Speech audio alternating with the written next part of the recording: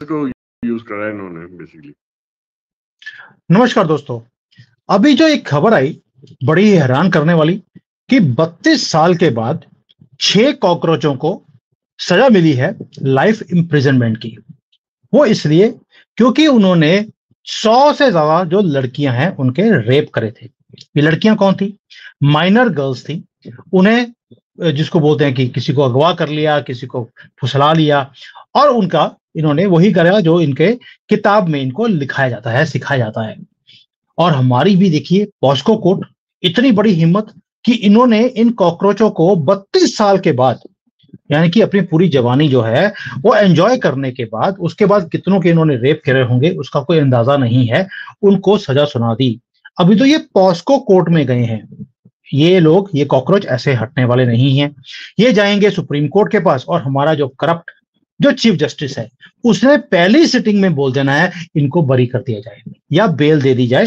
Case 32 साल और चलता रहेगा क्योंकि पैसे पहुंच जाएंगे और वो तो उसके बिना कोई जजमेंट देता ही नहीं है। बेल फटाफट खटाखट राहुल गांधी की जैसे जुबान में वो दे देता है।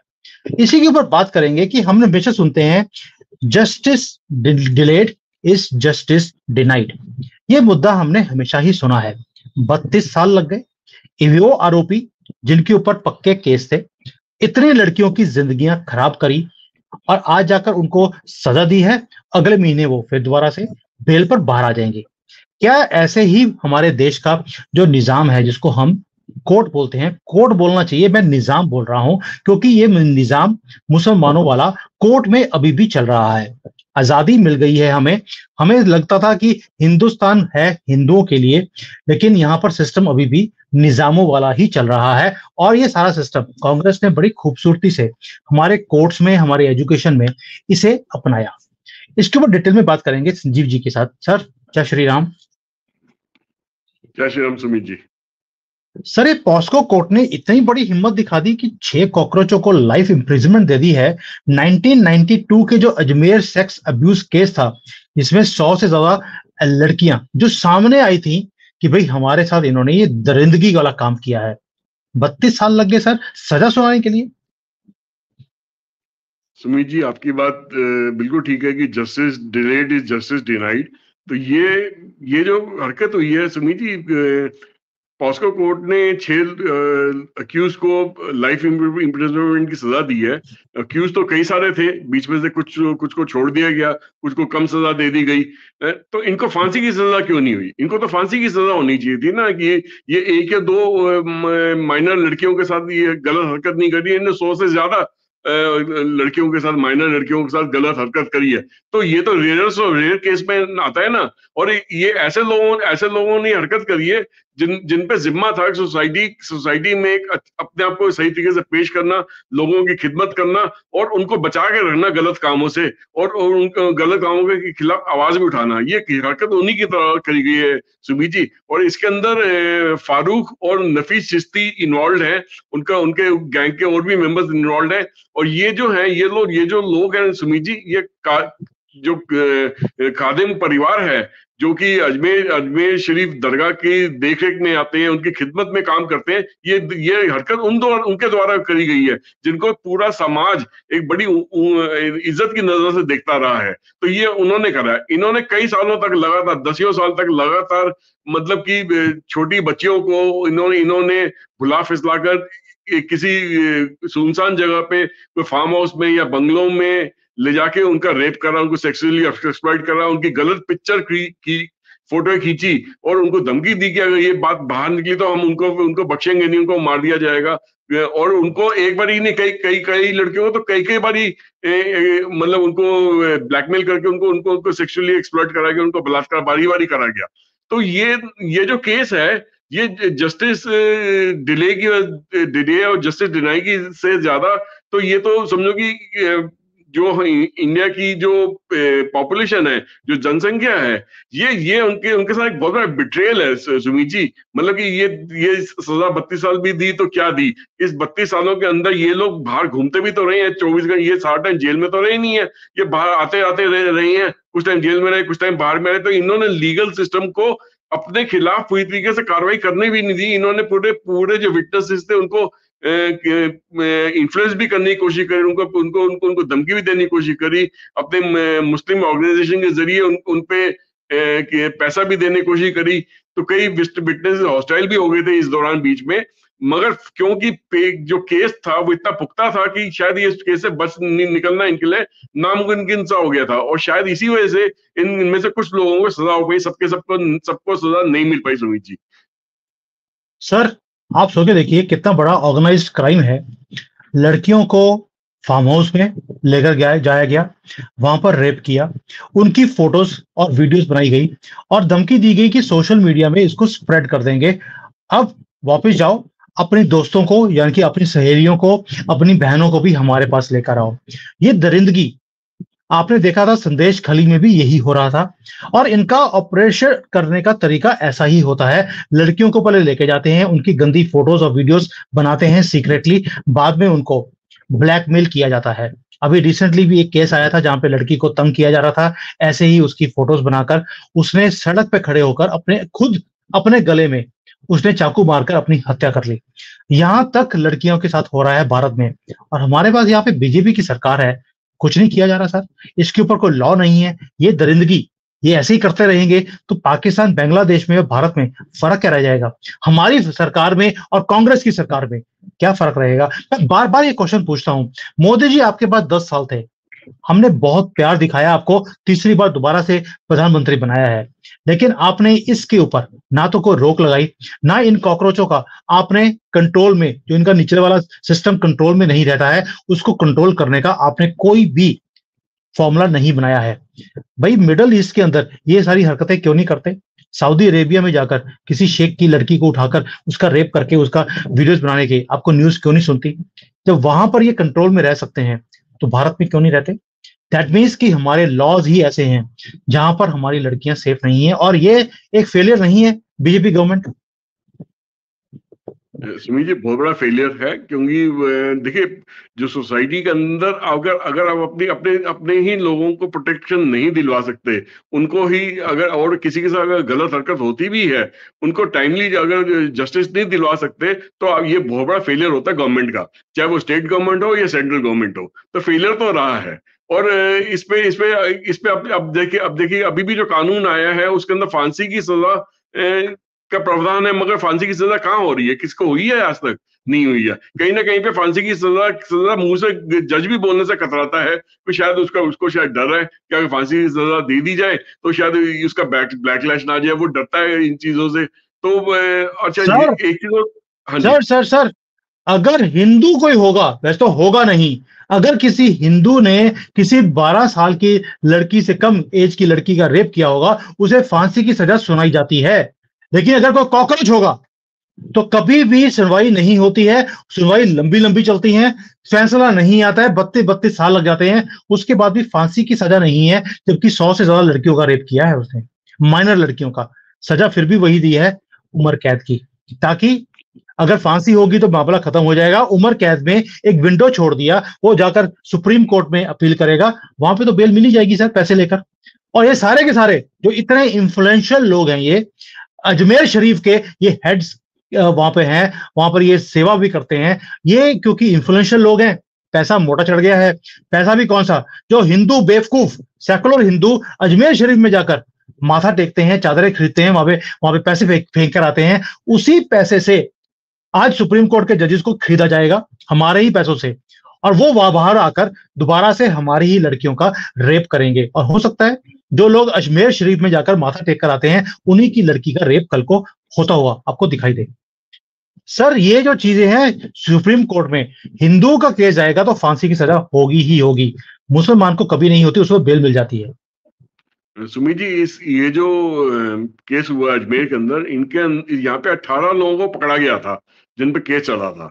18 में से टोटल अब सिर्फ 6 लोग हैं जिनको इन्होंने उम्र कैद की सजा दी है। बाकी 12 लोग किसी ना किसी वजह से छूट गए हैं। किसी को तो कोर्ट ने बाइज्जत बरी कर दिया है सबूतों के अभाव में, किसी को उन्होंने कुछ थोड़ी कम सजा देकर छोड़ दिया, किसी ने हाई कोर्ट में, सुप्रीम कोर्ट में जाकर अपील करी तो वहां पे बोला गया कि हाँ जी, इस केस में कोई मतलब जो फैक्ट्स थे वो मैच नहीं कर रहे हैं, तो इनको टेक्निकल ग्राउंड्स पे या मेडिकल ग्राउंड्स पे या किसी भी ग्राउंड पे उनको छोड़ दिया गया।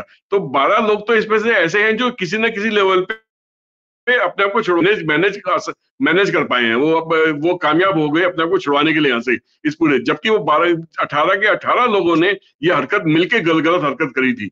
तो उसमें से अब 6 ही रह गए। अब ये 6 लोग भी, ये जिसको पॉस्को कोर्ट ने जाके सजा दी है उम्र कैद की, क्या इनको उम्र कैद की सजा कायम रहेगी या नहीं रहेगी, ये आने वाला वक्त बताएगा। क्या ऐसा तो नहीं कि ये 6 के 6 लोग भी सुप्रीम कोर्ट पहुंचे और वहां से 22 बरी होके बाहर आ जाए, सुप्रीम कोर्ट इनको छोड़ ही देगा उठा के।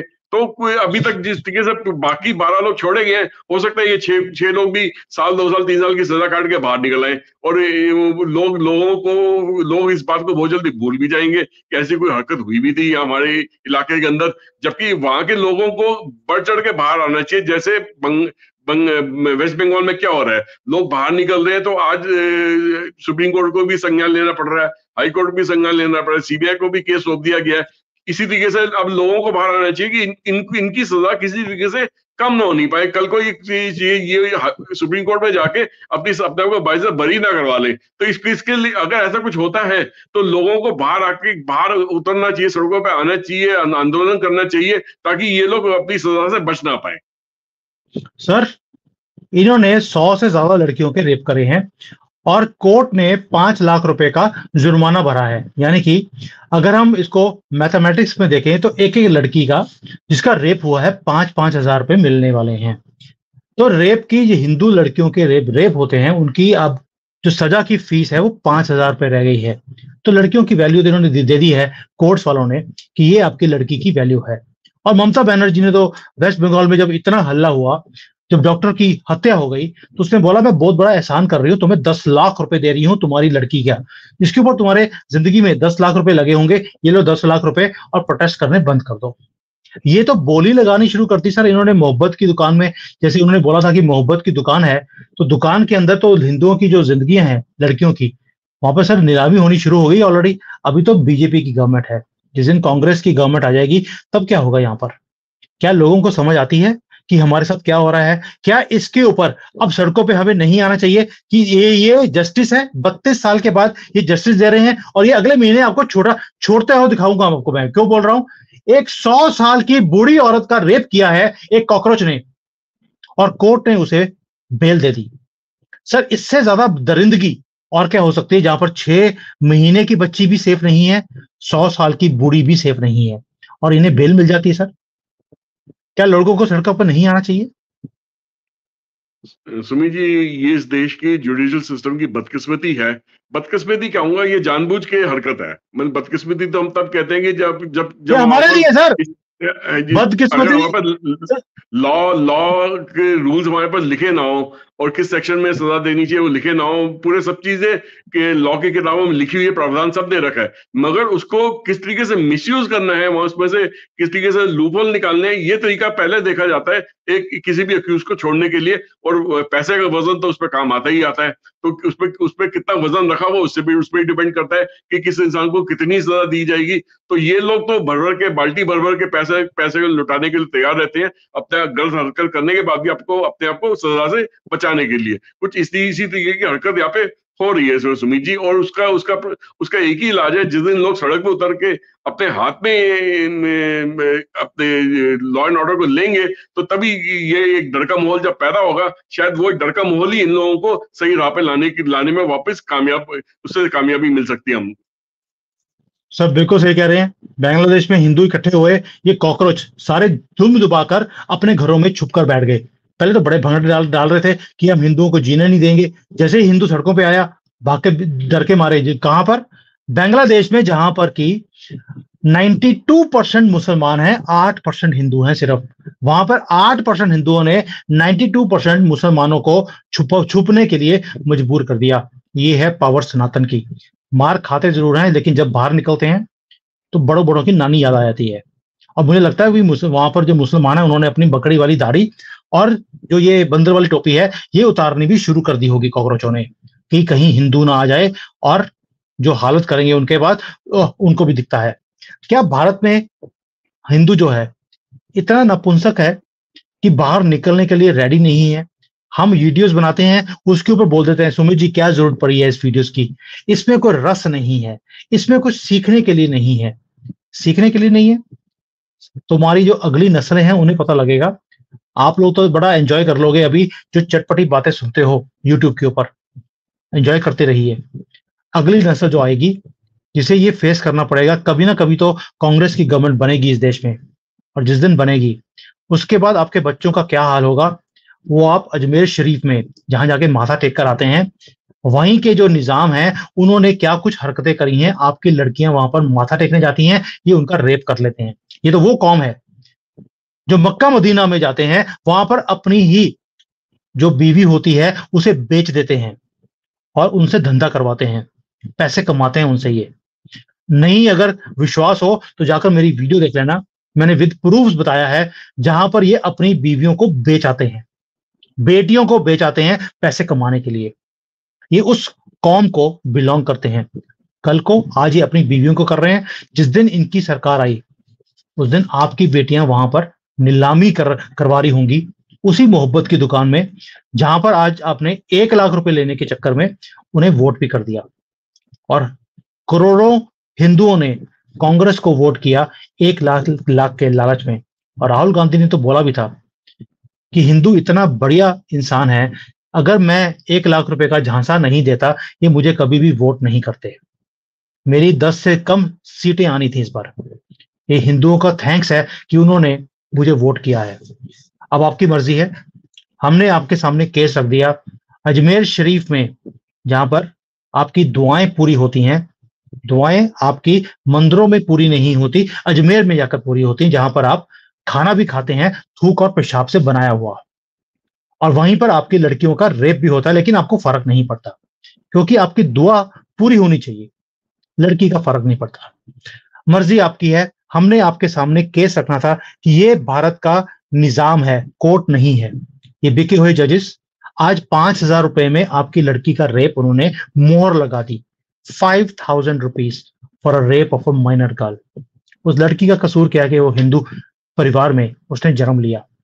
ये उस लड़की से पूछना जो हजारों लड़कियां जिनके रेप हर रोज इस भारत में हो रहे हैं, और सुनवाई ना मोदी गवर्नमेंट में है, ना कोर्ट्स में है, और ना ही आपके घर में है।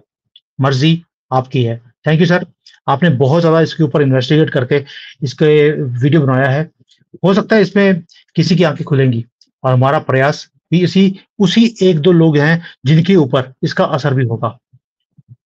सुमित जी, मैं एक चीज बोलना चाहता हूं इसमें कि ठीक है, 32 साल के बाद इंसाफ हुआ और 18 में से 12 एक्यूज को छोड़ दिया गया, सिर्फ 6 एक्यूज को लाइफ इम्प्रिजनमेंट की सजा हुई है। तो ये तो सिर्फ उतना ही जस्टिस हुआ जितना कि ऊंट के मुंह में जीरा। बिल्कुल सही बात है सर, ऊंट के मुंह में जीरे वाला काम है। बट हम भी रुकने वाले नहीं हैं। गवर्नमेंट को कटघरे में खड़े करने का काम हमारी जनता का है, और हम जनता में आते हैं, हम ये काम करते रहेंगे। जहां पर गवर्नमेंट ठीक काम कर रही है हम उसकी प्रशंसा भी करते हैं, लेकिन जहां पर टोटल फेलियर है वहां पर हम लताड़ते भी हैं, और लताड़ना भी चाहिए, क्योंकि इसी गफलत में 400 की बजाय 240 रह गई। अगर ये गफलत नहीं होती, और जो बाकी के लोग हैं, I was the only one, अगर आप मेरी सारी वीडियो देख लेंगे, मैंने हमेशा आपको आगाह किया था इतना आसान रहा नहीं होने वाला मोदी जी का, लेकिन सबने आपको बोला एक ही चीज, चिंता मत करो सुमित जी, 400 पार ही होगा, कुछ नहीं होने वाला, आराम से बैठे रहो, बिना मेहनत करे 400 पार हो जाएगा। और यही गफलत के कारण हम एक दिन अपना देश ही अपने हाथों से गवा लेंगे। बेटियां तो हमारे हाथ से निकलती दिख ही रही हैं। Sir, thank you so much. I hope somebody will really awaken after these videos. Thank you. Jai Hind. Vande Mataram. जय हिंद, वंदे मातरम।